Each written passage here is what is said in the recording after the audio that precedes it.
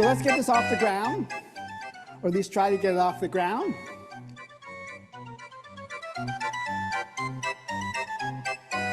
Well, maybe not quite off the ground. So let's see how we can try to change that in the next 25 minutes, which I have left. So let's talk about some centers of innovation. So when you think of centers of innovation, what do you think of on the globe? Where?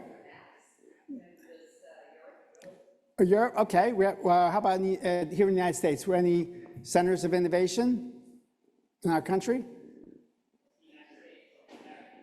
Any cities particularly? Silicon Valley, okay. Anybody? Any else? MIT, that's where I got my start at Lincoln Labs. All right, let's look at some. Anybody know where this is? Anybody want to buy a vowel? I'll give you a hint. Remember them? That was the hotbed of innovation, right? Do you know where that is? New Jersey. That when you think of innovation, you think of New Jersey, right? That's what everybody thinks of course. How about, okay, you guys didn't do too good on that try. We'll give you a second try. Here we go. So where's this? Anybody? Oh, very good. Excellent. Oh, it says there? Oh, you're cheating. Yes, GE. And where's that? Schenectady. Again, another hotbed of innovation, right? Well, maybe. Okay. Now, no cheating this time. Anybody? I'm sorry? Oh, no. Okay, give you a hint. Where? Rochester. Again, another hotbed of technology, right? Rochester, New York. Now you guess this one. No hints on this one, right? Detroit, right? General Motors, Detroit. So all these hotbeds of innovation, right? Or maybe so. One more. Where's this? You guys should know all this. I'll give you a hint, little hint.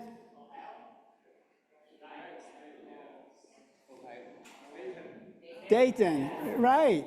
So it used to be the technology center of the world was there in Dayton. So you see, as all these industries changed, the center of innovation changed, but it left those cities behind. And why did that happen? Why did that happen? They were innovative to begin with, but then they stopped innovating, right? They got complacent. They got too satisfied. They lost that thirst, they lost that hunger, they lost that passion that we feel in this room, that all of you have the ability to continue to make sure that you don't become the next Dayton or the next Rochester. And we know we're on that path to ensuring that that doesn't happen. So look at this wall of shame. All of these companies, what's one thing they all have in common? Go ahead, sir. They're all out of business. They're all out of business, every single last one of them. But what's another thing they have in common? Pardon me? They used to be a star. Exactly. Of course, he's too smart. So exactly. In fact, they pioneered their industry. Like Kodak was the first to have. They were the pioneers. Most people don't know. Wang invented word processors. Palm invented the portable device. I mean, Borders revolutionized large bookstores.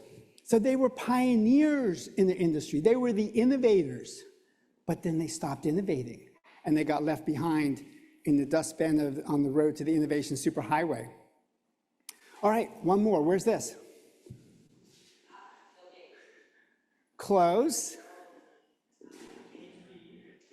Close.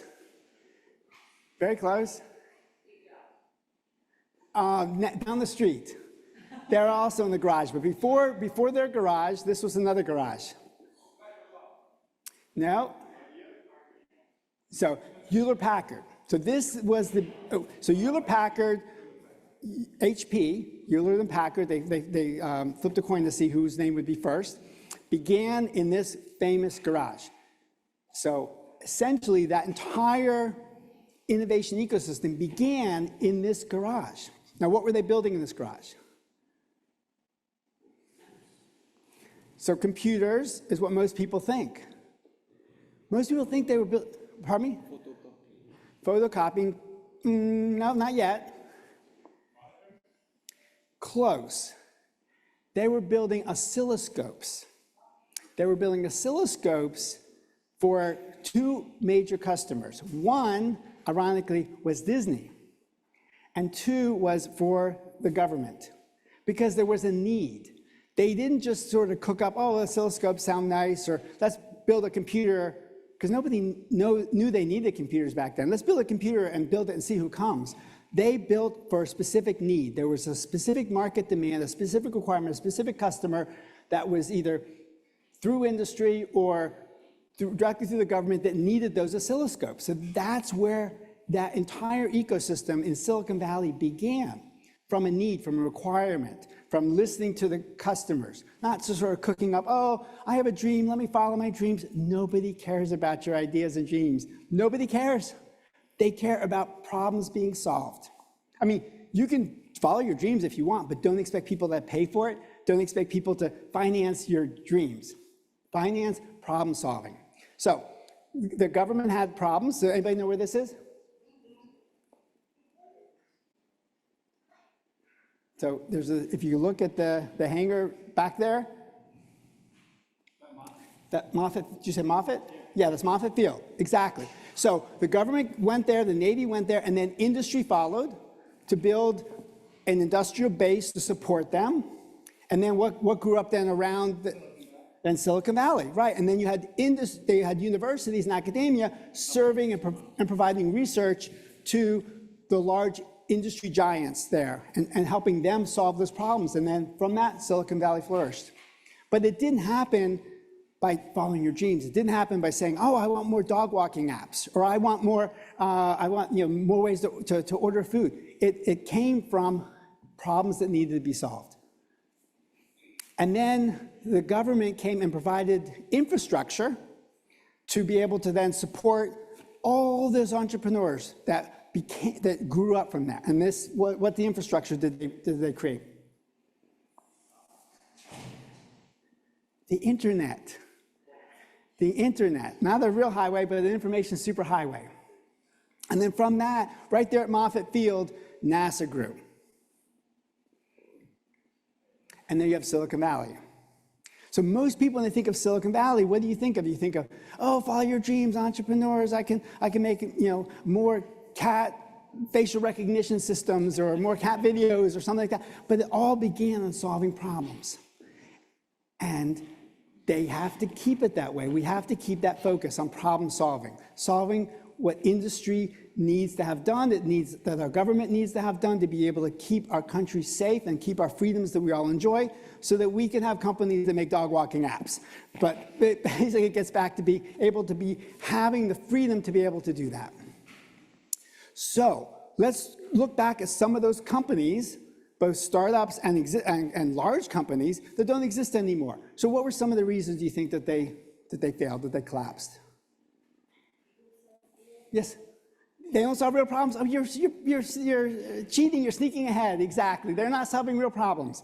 But that's not what they say they fail. So what they say is, oh, we don't have product market fit. Oh, we ran out of cash. Oh, we didn't have the right team. We got out-competed, we had cost issues, right? Unfriendly product, all these excuses.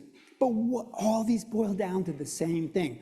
People don't want what you have because you're not meeting a need. I guarantee you, if there's a really hot need for what you have, they go away. Those problems go away. The team issues go away because people would be dying to work for you to be able to help solve your problem. People will be throwing money at you.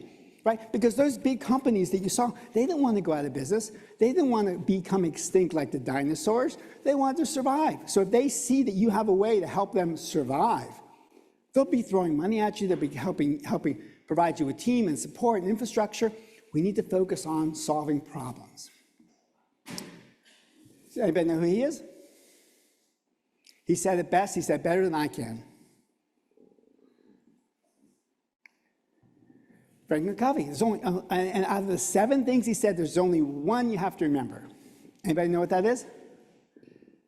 So think about problem solving. Begin with the end in mind. So you don't just build something and say, oh, they're going to come, they're going to love it, follow your passion, follow your ideas. No, you start by what's the problem I want to solve, and then you build the product, you're working, building your team, everything towards solving that problem. And we have so many problems that need to be solved. Like, you don't have to invent an idea for a startup. You don't have to invent something to be entrepreneurial in, because we're so many areas that we need to protect. The world is getting so much more complex. We're becoming so dependent, overly dependent on our interconnected digital world. So these are, anybody know what this represents? So these are the DHS critical infrastructure sectors. Now, ironically, of all the critical infrastructures, the one most important to me, is space, is not part of that. I'm working on trying to change that, to have it added. Not only is it not itself listed as a critical infrastructure, but how many of those existing sectors does have a dependency on space infrastructure? The majority, because everything I say is a trick question, by the way, just in case you haven't figured it out. Everything is a trick question. So the majority, if not all of them. All the other sectors, in some way, shape, or form, use GPS, use navigation, use timing, use communication systems, right? Even if your communication device isn't talking through a satellite, it's somehow using a satellite in some manner. Everything that we do is interconnected by the technology that all of you are working on, working to improve. So the work you do is so critical, and listening to the problems that not just your immediate customer has, but that all of these sectors have, that you have the ability to change and to make a difference in, matters so much. Okay, next group. Who here is familiar with the United Nations Sustainable Development Goals? Okay, and these are all the way across the board, from poverty to climate to land, sea, and air, but not space. So there's a missing link where we're not addressing the sustainability in our exploration of space. And again, I'm working on changing that as well. I'm proud to be part of a coalition. We're advocating at the United Nations, and we're holding some summits at the United Nations in collaboration with the General Assemblies to be able to advocate to add an 18th Sustainable Development Goal, that we say we should be focusing on the sustainability of space, but also not just of itself, but what else does space have in relation to all the others? Right, exactly. If not all of them, rely on space to be able to improve their sustainability, right? So I mean, how can you improve agriculture, improve food output without space? And more importantly, the data from space. So there's space data for every one of these sectors. There's a sensor, there's a satellite, there's an agency that is using space data to be able to improve the outcomes and the sustainability of that particular sector. There's so much data out there. It's all available, and these are the challenges for you to be able to reach out to all of these sectors and be able to make an impact on the way our families, our friends, our communities, our country will be able to live and sustain ourselves on this planet. Most of the work that we do in space is for Earth. Okay, so it all starts with a problem.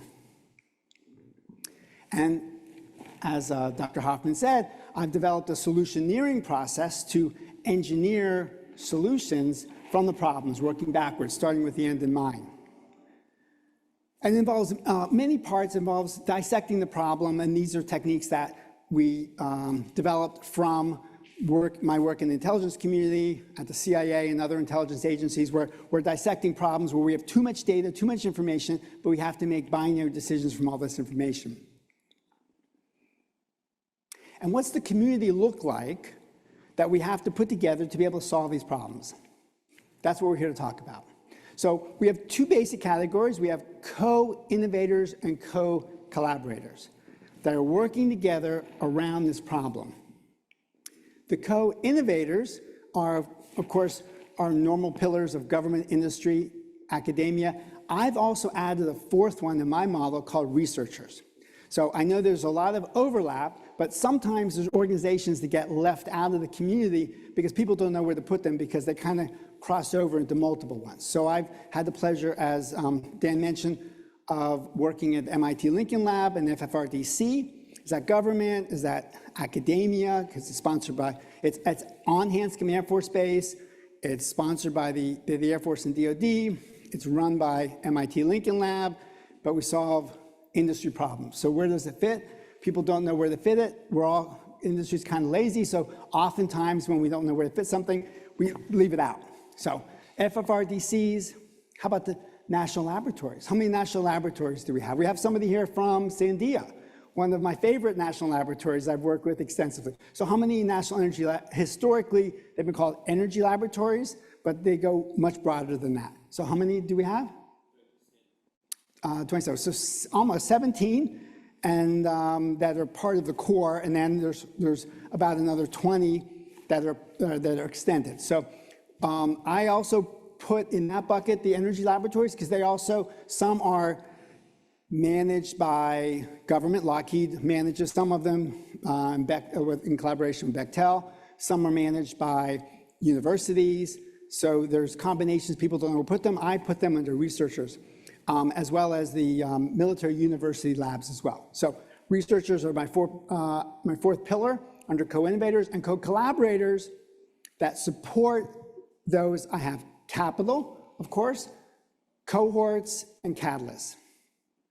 So we extend that out under capital. So all the investment, whether it's actual writing a check or it's industry supporting internally through their innovation programs or throughout their laboratory in-kind resources.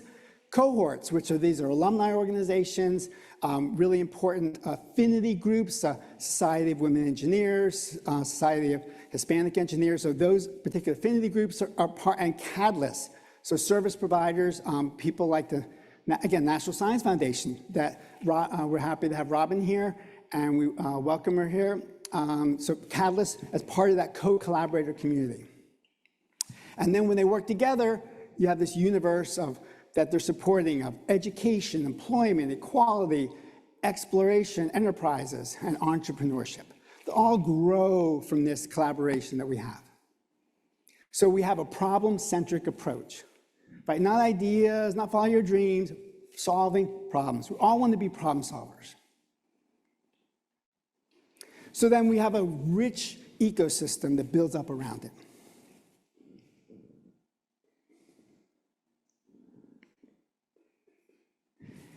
And with that ecosystem, then we can start to launch products and be on what I call missions that matter.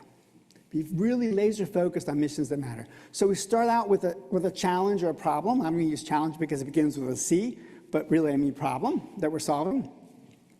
And then as we go from what people normally call cradle to grave, I don't like to think of grave, unless of course you're some of the companies on my wall of shame, but I like to think of not from cradle to grave, but cradle to commercialization.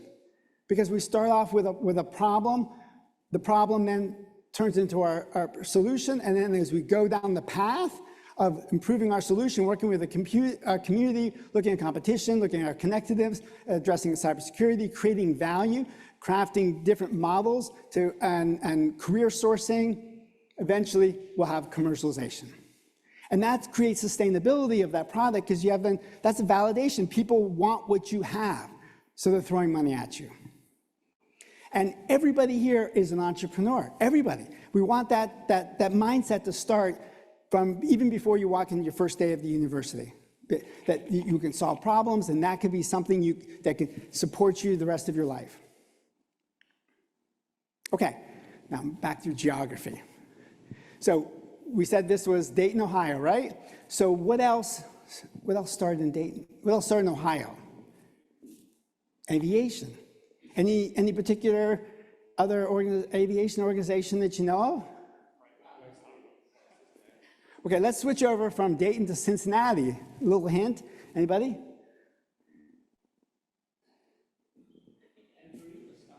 Oh, he's too very smart. Embry-Riddle started in Ohio, right? But why aren't they in Ohio anymore? Because they didn't get complacent. They didn't get complacent. They saw opportunity in Miami, right? And they moved to Miami because they saw Latin America opening up. And they said, well, how are we going to get Latin America? I mean, we could take boats, so that's going to take a while. There's opportunity, there's a need, there's a requirement. We're going to follow that need, we're going to service that need, and the rest is sort of history. They went down to Miami, and they began to service the requirements there. They also serviced the need during wartime of being able to train our pilots and our aviators in massive numbers. They saw that need, they followed the need, they got ahead of it, they anticipated. They said, we had World War I. If there's a World War II, we hope there isn't, but if there is, we want to help our country win it. And they were proactive in being able to gear up to be able to meet that need. So we need to constantly be transforming ourselves. We need to be constantly innovating, constantly disrupting ourselves. Constantly looking at how that new technology can affect not just our solution, but also the requirements. Because evolution can do some funny things. Sir? See? So the tools that we use to get smarter and stronger are really important for building our knowledge, for building our capacity. But in addition to those tools building our capacity, they can also start to build our complacency.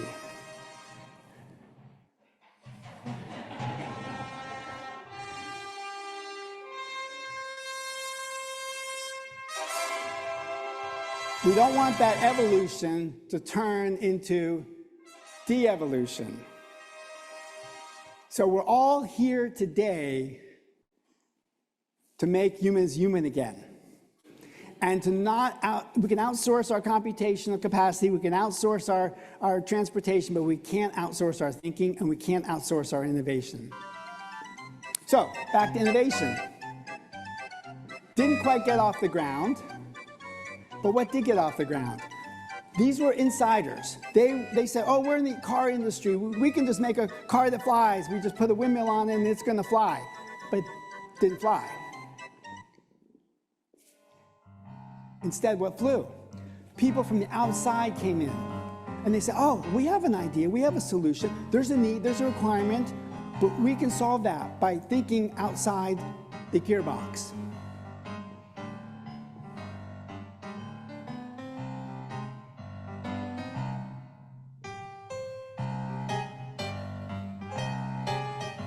So that people thought they were crazy. Oh, you're bicycle mechanics. You don't know anything about aerospace or space or machining. You're not from Detroit. You're not from the car industry. What do you guys know about it? But they say, hey, there's a problem. We can solve it.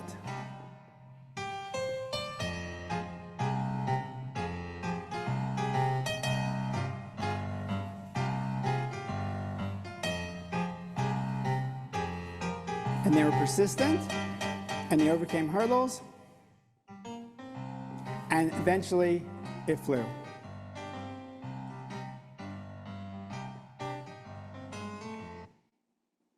So, when you're innovating, when you're looking at problem solving, the sky's not the limit anymore.